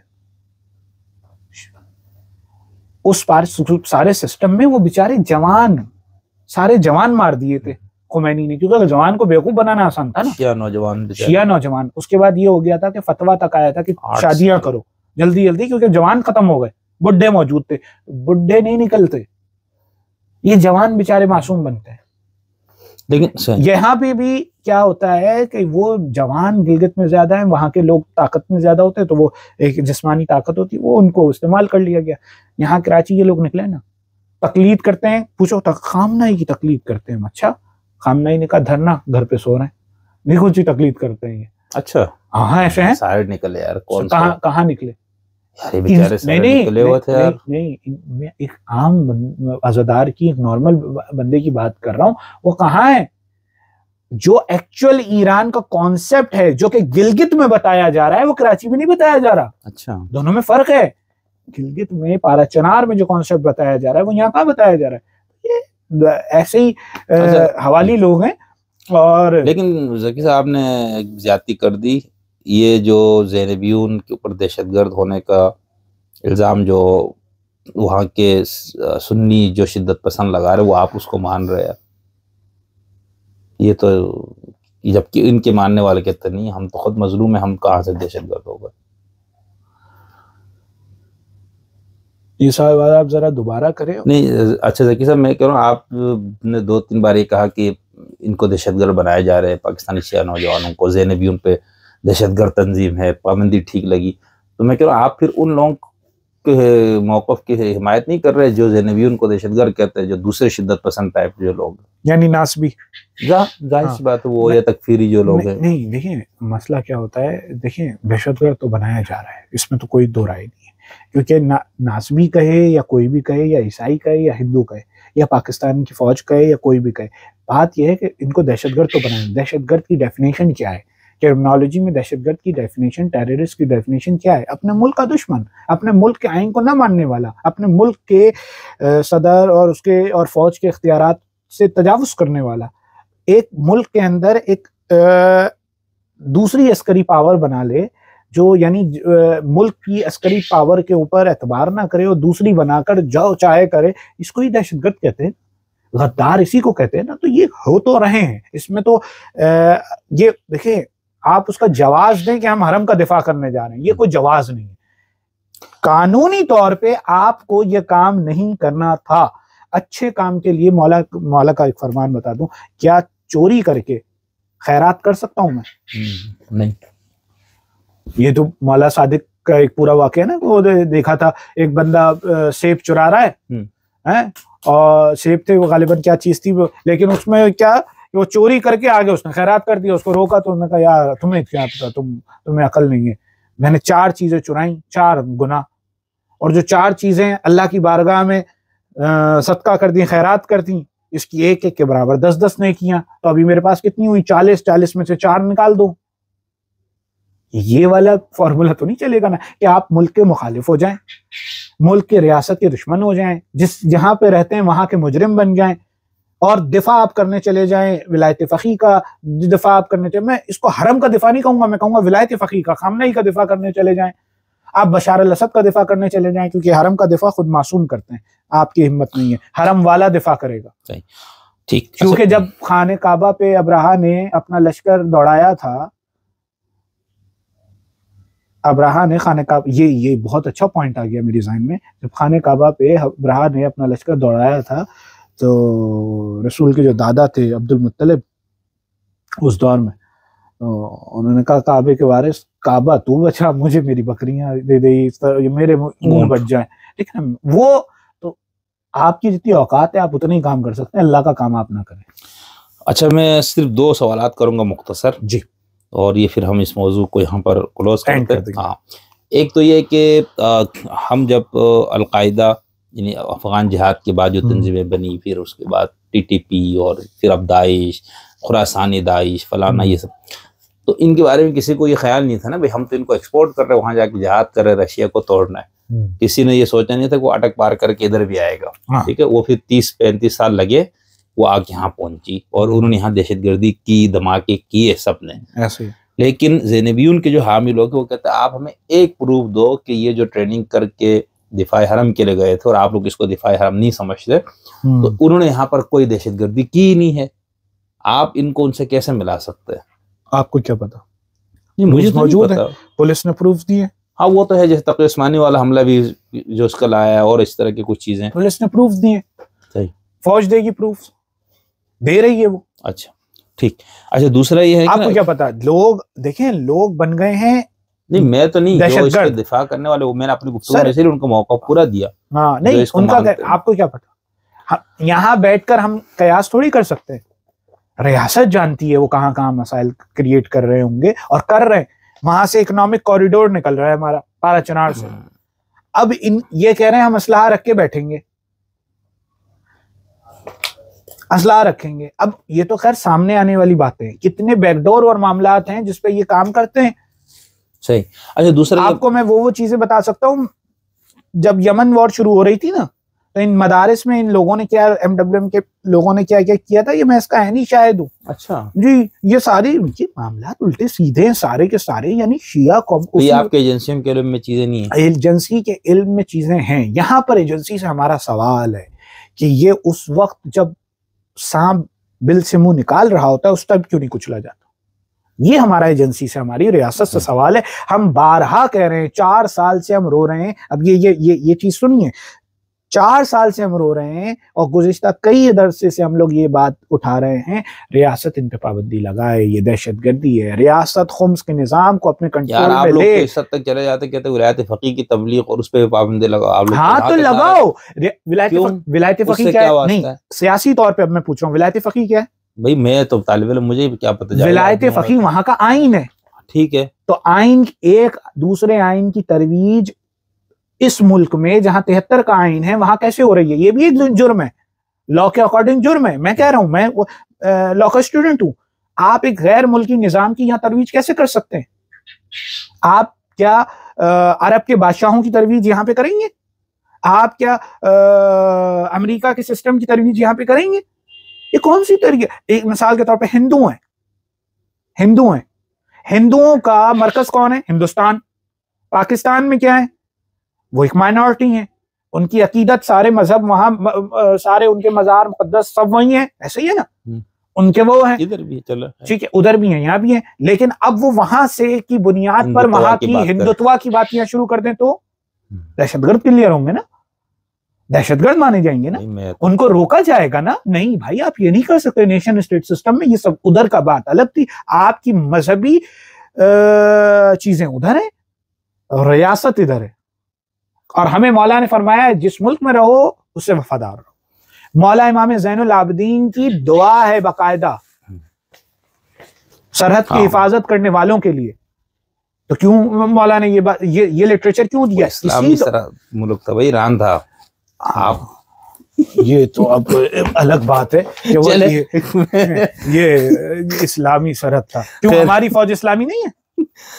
ये तो भाई अगर आपके सिस्टम ही गैर इस्लामी है तो फिर वो बाकी चीजें, खैर वो एक पूरा नैरेटिव है और इस पे मैंने अपनी किताब में बहुत तफसील से इसलिए बात की थी। सर फौज अगर मौजूद है ना सर, इसका नतीजा अक्ल बताती है, अक्ल कहती है, अक्ल का तकाजा ये है कि फौज अगर मौजूद है बॉर्डर पे तो आप आराम से घर में सो रहे हैं, ठीक है ना।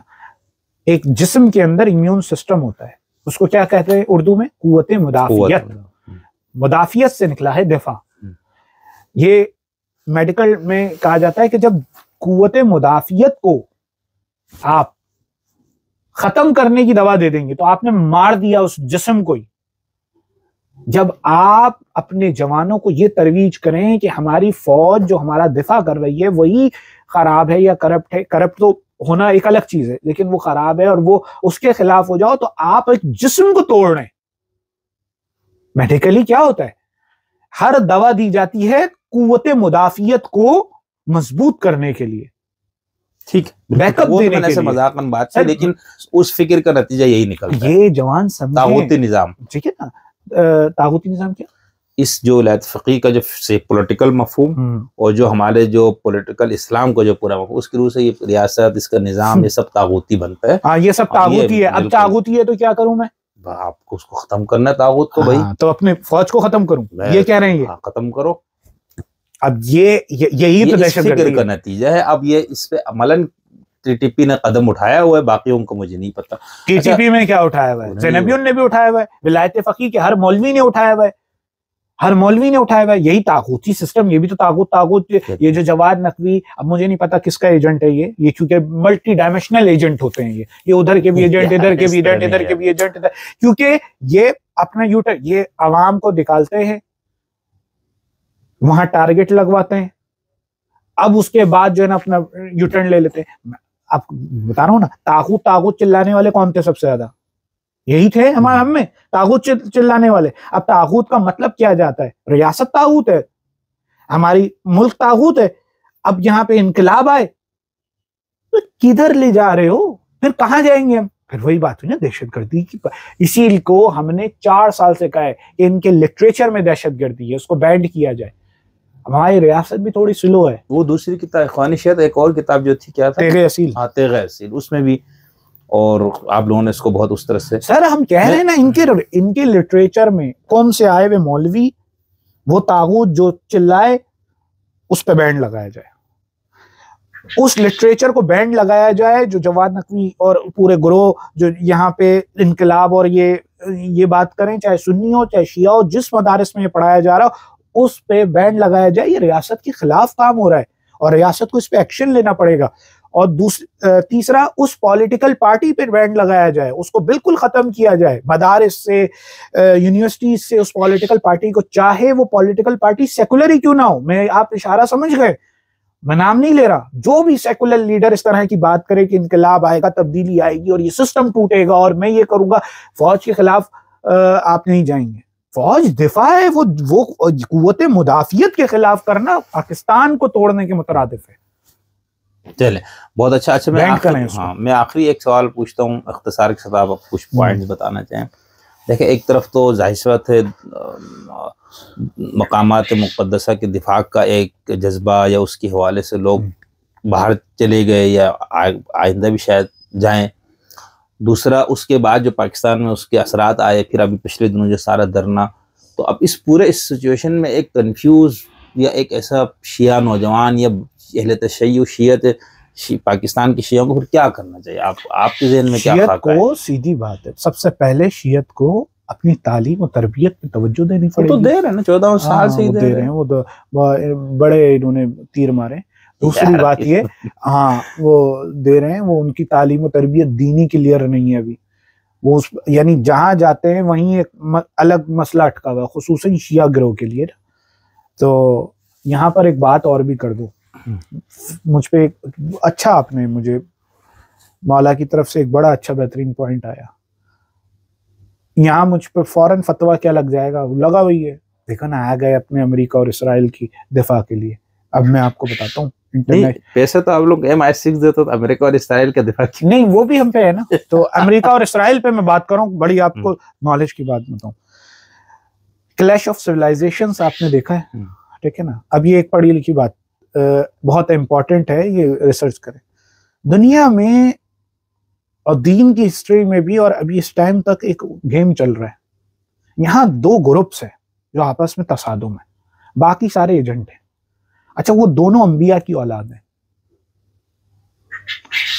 अंबिया में भी इब्राहिम की औलाद है। एक हैं इस्माइल की औलाद वाले, एक हैं इसहाक की औलाद वाले। असल मसला इन दो रॉयल ब्लड फैमिलीज का है। इब्राहिम की औलाद में से जो हजरत इस्माइल की औलाद वाले हैं वो पैगंबर अकरम हैं, वो 12 इम्मा हैं, और उसके बाद सादात हैं और तशय्यो है, खुसूसन सादात और तशय्यो वाले सादात। उसके बाद एक दूसरा ग्रोह है जो उसके अपोजिट में है। वो कौन से हैं? वो हजरत इसहाक की, इसहाक के बाद याकूब, याकूब के बाद 12 बेटे, उसमें यूसुफ और यहूदा, यहूदा की नस्ल है, बनी इसराइल। असल में दुनिया में जो जंग हो रही है ना, ये मैं कम्युनिस्टों को भी कहता हूँ, एथियस्टों को भी कहता हूँ, ये मैं शियों को भी कहता हूँ, जंग हो रही है दो सादात के दरमियान और आले यहूद के दरमियान। सादात की दिफा कलम हमारा खामनाई ने उठाया हुआ है। दो अभी रुके सर, अभी वो कितना उठाया हुआ है वो, अभी ये टॉपिक तब्दील फिर हो जाएगा, मुझे आप निकाल देंगे यहाँ से, ये समझ गए। दो रॉयल ब्लड लड़ रहे हैं। वो भी यही कह रहे हैं यहूदी कि हम रॉयल हैं और हमें हुकूमत करने का हक है। ऐसे ही है, वो दुनिया पे हुकूमत का एक न्यू वर्ल्ड ऑर्डर और पता नहीं क्या क्या चीजें जो उनकी तरफ से, उनकी प्रोटोकॉल, जोश प्रोटोकॉल्स आपके पास है, यहूदी प्रोटोकॉल। हाँ वो है ना, वो तर्जुमा मौजूद है, वो सारा उनका सिस्टम है और वो हकीकत में ऐसे काम भी कर रहे हैं। दूसरी तरफ है हमारे सादात। अच्छा, सादात का भी निज़ाम आप देखेंगे तो इसी तरह से सादात भी जो असली नस्ली सादात होते हैं, यहूदी भी अपनी असल यहूदी अंबिया की औलाद, वो अपनी बेटी की शादी बाहर नहीं करता, वो नस्ल को खराब नहीं करता, वो सबको तबलीग करता नहीं फिरता कि आ जाओ यहूदियत में दाखिल हो जाओ, यहूदियत में दाखिल हो जाओ। वो अपना एक सिस्टम रखते हैं, अपने आप को रॉयल समझते हैं और अपनी ही खानदानी प्रेस्टीज का दिफा करते हैं। ऐसे ही इसी तरह से आप शिया सादात, ओरिजिनल सादात जिनको होते हैं उनको आप देख लें, जो शिया, वो अपनी विलायत का, वो अपनी हाकमियत का, वो विलायत का निजाम की दफा करते हैं। विलायत फकीह के, फकीह कहां से आ गया? फकीह कोई मतलब गैर मासूम, फकीह का मतलब बाहर का कोई बाहर की कहानी घूमी आई, ये तो तोड़ है उसका। सही। विलायत अली, ठीक, सही। हमारे जवाद नकवी साहब ने कमाल चीज लिखी थी। उस जमाने में उनका एक लेक्चर मैं सुन रहा था, उन्होंने लिखा था कि उनका एक लेक्चर था गालिबन, हाँ, मेरी काफी उम्र में छोटा था जब मैं कहते, आपको पता है ये जो सकीफा भी हुआ था ना, इसमें भी यहूदियों की साजिश थी। उनके ऐसे लेक्चर्स मौजूद हैं। अच्छा, ये सही कहते थे वो, कहीं कहीं अब तक ये इस टाइम इस नहीं ना, तो वाकई ये तो कुछ लोग सामने आ गए थे, जाहिर है उनका असल पीछे तो ये सारी बैकडोर यहूदियों का चल रहा होता है और अभी तक चल रहा है। हमारे अंदर मुसलमानों के दो ग्रोह लड़ने लगते हैं, असल जो झगड़ा होता है वो किसका होता है? असल झगड़ा पीछे से यहूद हमारे दुश्मन है। तो ये है सिचुएशन, विलायत अली वाले सादात और आले यहूद, ये कहानी यूं चली आ रही है। इसी तरह से दोनों इंतजार कर रहे हैं। मैं ईसाइयों की बात नहीं कर रहा हूं, मैं ईसाइयों की पाकिस्तानी शियों के खिलाफ कोई नहीं, मैं आ रहा हूं, ये थोड़ी सी बात है, ये वाली बात आप पहले रख दीजिएगा, ये सवाल सही, ठीक है ना? ठीक, दोनों इंतजार कर रहे हैं मसीहा का। यहाँ कायम आले मोहम्मद सल्लल्लाहु अलैहि वसल्लम का इंतजार हो रहा है। वहां किसका इंतजार हो रहा है? मसीहा आएगा, दज्जाल आएगा, जो भी आएगा वो उनको निजात दिलाएगा, ऐसे ही वो उनका निजाम कायम करेगा। ये हमारे दोनों ऐसे ही चल रहा है। अभी आप देखते रहिए, अभी आपको मैं इसमें विलायत फकीह एडजस्ट करके दिखाऊंगा। ये ग्रोह अपनी सुपरमेसी की बात करता है सादात का, ये ग्रोह अपनी सुपरमेसी की बात करता है। कहानी सही है ना, मुत्तफक है ना यहां तक? उनमें से भी यहूदियों में से दो तबका है। एक वो यहूदी तबका है जो कहता है कि नहीं, हमने हुकूमत नहीं बनानी, ऐसे ही हमने यानी यहूदी विलायत फ़क़ी नहीं बनानी, ऐसे ही यहूदी रियासत या मजहब के नाम पे सियासत और रियासत नहीं कायम करनी। एक तबका कहता है दौरे गैबत दज्जाल में तो कुछ करूंगा ना मैं। ऐसे ही है। एक हमारे यहाँ तबका है, यहाँ भी दो नजरियात हैं उन सादात के भी। एक कहता है दौरे गैबत कायमी आले मोहम्मद में हमें कुछ ना कुछ सियासी करना है। एक कहता है दौरे गैबत कुबरा में फकत हमें इंतजार और इबादत और दुआ और वो करना है। ये है, सेम है, बिल्कुल ऐसे सेम है, यानी विलायत फ़क़ी बनानी है। तो जो विलायत फ़क़ी का आपने कहा, वो विलायत फ़क़ी ये आले यहूद से लड़ रही है। सही सही। शिया विलायत फ़क़ी दोनों नहीं है, ओरिजिनल दोनों नहीं है। खैर बहुत अच्छा चला, आपने इसको अपने हिसाब से इसको यूं देखा। हाँ नहीं, मैंने एक दो और लोगों को भी इस तरह पढ़ा है जो इसको इस तरह दिखाते हैं, ठीक है ना। वो यानी विलायत फ़क़ी शियत और विलायत फ़क़ी यहूद दोनों आपस में लड़ रही है। लेकिन जो असल सादात मोहम्मद वाले मोहम्मद हैं वो, और जो विलायत रखते हैं, और दूसरा जो वो यहूद है, वो अलग एक जंग कर रहे हैं। तो ये अब बात क्या हो रही है कि ये सिस्टम यूं चला रहा है, तो ये सिस्टम यूं चला रहा है तो कि और फिर आपने जोइश प्रोटोकॉल पढ़ी है ना, जोइश प्रोटोकॉल पढ़ी है ना, जोइश शिया को क्या करना चाहिए, सर मैं बता रहा हूँ, उस पे आ रहा हूँ। जोइश प्रोटोकॉल पढ़ी है ना आपने? जोइश प्रोटोकॉल में आपने जब पढ़ी है तो जोइश प्रोटोकॉल में एक चीज लिखी है कि हम अपने निजाम के दफा कैसे करेंगे। उसमें वाज़े लिखा है जो हम जो है ना कंफ्यूजन फैलाएंगे।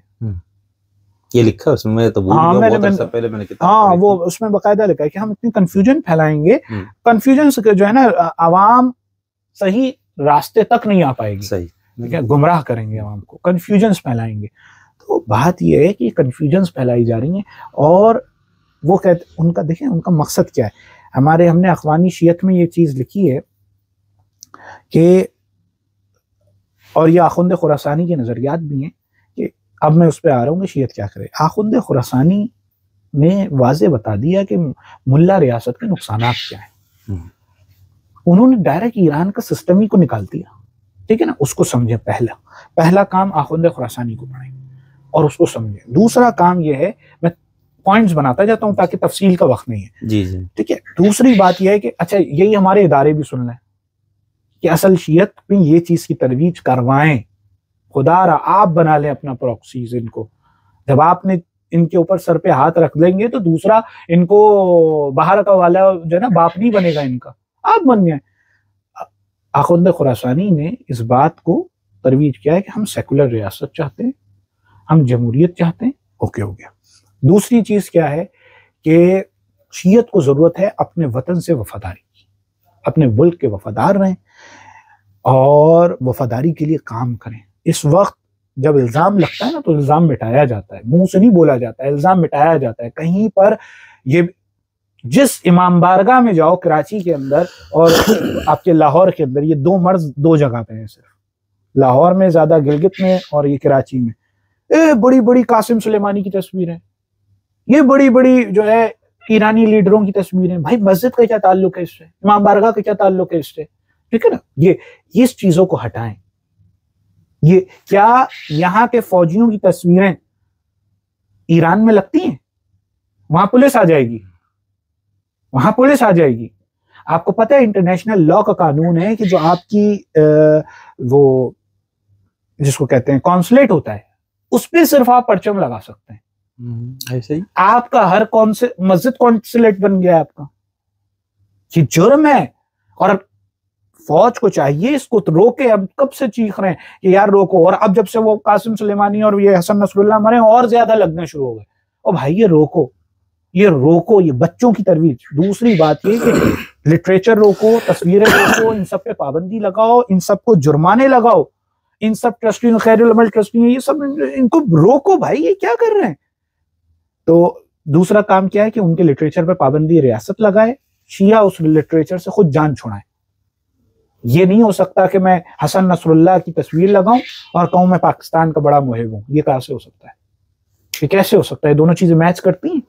ये तो हसन नसरुल्लाह पाकिस्तान का दुश्मन है, मुखालिफ तो नहीं था ना यार। पाकिस्तान का जो तागूत जो चला आ रहा है लिटरेचर, उसमें तो मुखालिफ हो रहा है ना। देखिए मुझे याद है ये 2004-5 और ये जो है ना 6, जब ये जोरों पे था, और खासकर 9/11 के बाद यहाँ पर हर सुन्नी मस्जिद में, मदरसे में सब उसामा उठाया होता था। तो उसामा उठाया हुआ था, तो बाद में क्या हुआ? वही मैं आपको ये याद दिला रहा हूँ ना। हाँ। लेकिन उसमें एक मसला ये है ना कि वो चूंकि उसामा पाकिस्तान दुश्मन बंदा नहीं था उस वक्त, वो ठीक है, उसके बाद अलकायदा उसके अंदर वो पूरी तस्वुर आ गया। शुरुआत में नहीं होता ना, देखिए एक चीज ही, एक रास्ता गलत है। बाहर मिसाल के तौर पे, सॉरी मैंने बीच में बात की, आप अपने तजवीज आप वो दे रहे थे, मिसाल तो नहीं, रास्ता गलत है, रास्ता गलत है। मिसाल के तौर पे बच्चे के हाथ में पिस्टल दे दोगे, ये अमल ही गलत था।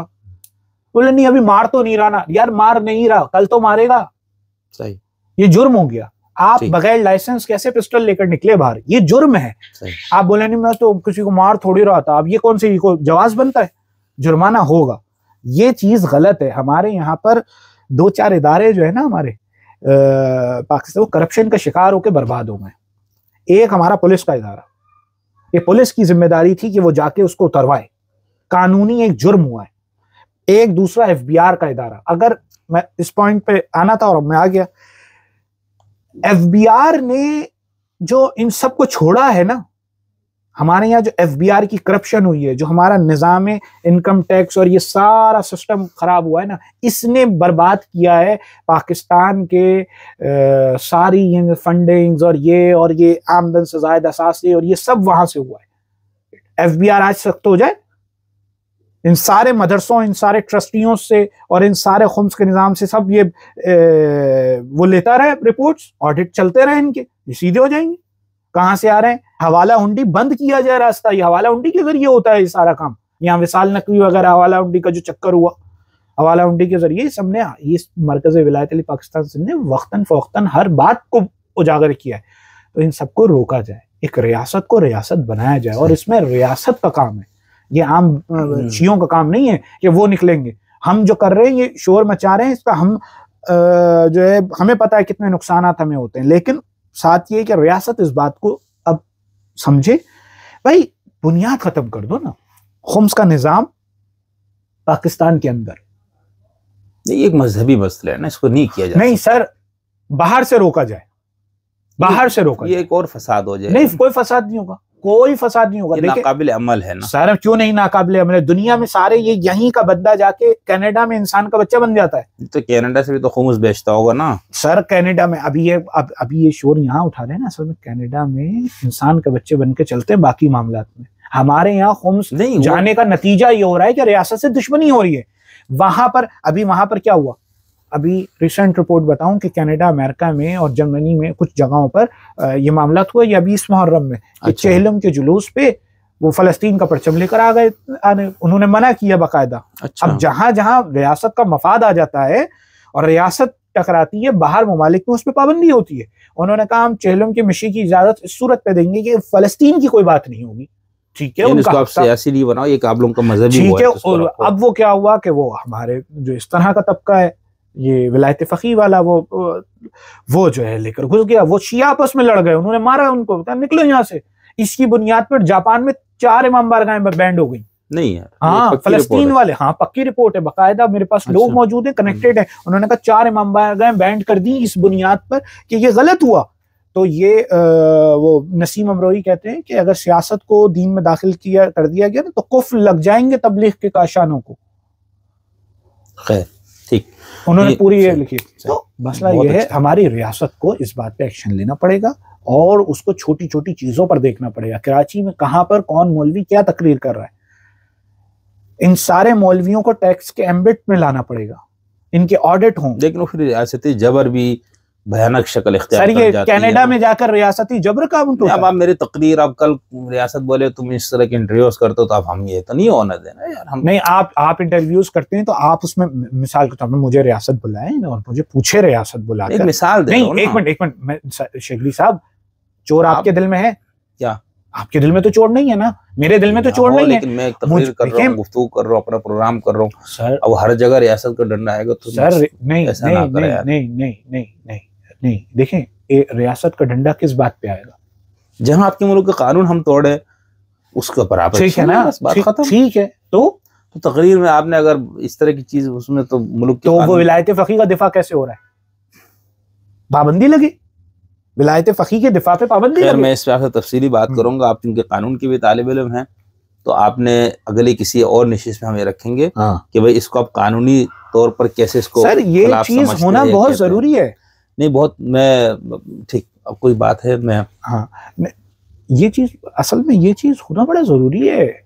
ये शायद बात ये है कि देखें ये चीजें हमें रियासत के साथ ताउन करना पड़ेगा और रियासत को हमारे साथ ताउन करना पड़ेगा दोनों चीजों में। मजदूर को नुकसान ना पहुंचाया जाए, कारखानों को बैंड किया जाए, ये हम बार बार कह रहे हैं, ये हमारा नारा है, ठीक है ना, ये इसको रोका जाए। दूसरी बात ये कि हम ये सब चीजें कानूनन जो जुर्म है इसको पढ़ाया जाए शीयत में कि एक मुल्क के कायम के खिलाफ जाना क्या होता है और इसके नताइज क्या होते हैं।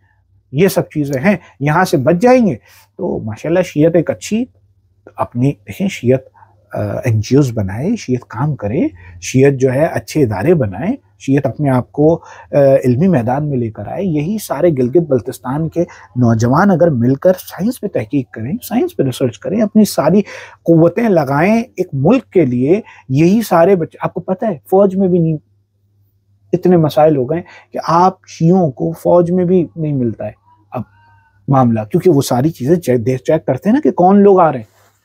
एक क्राइटेरिया आप लोगों ने खुद खराब किया है। तो हमने एक अच्छे रियासती मैकेनिज्म में आना होगा। तो और जो नुकसान भी पहुंच रहे हैं ना, तो हमें पाराचनार में और वहां के शियों को अब इस सब चीजों से अपने आप को खैराबाद कहकर मजबूत रियासत का दिफा करके पाकिस्तान के हर शहर में, देखिए शियत को पाकिस्तान के हर शहर में दिफाए पाकिस्तान का नारा लगाना होगा।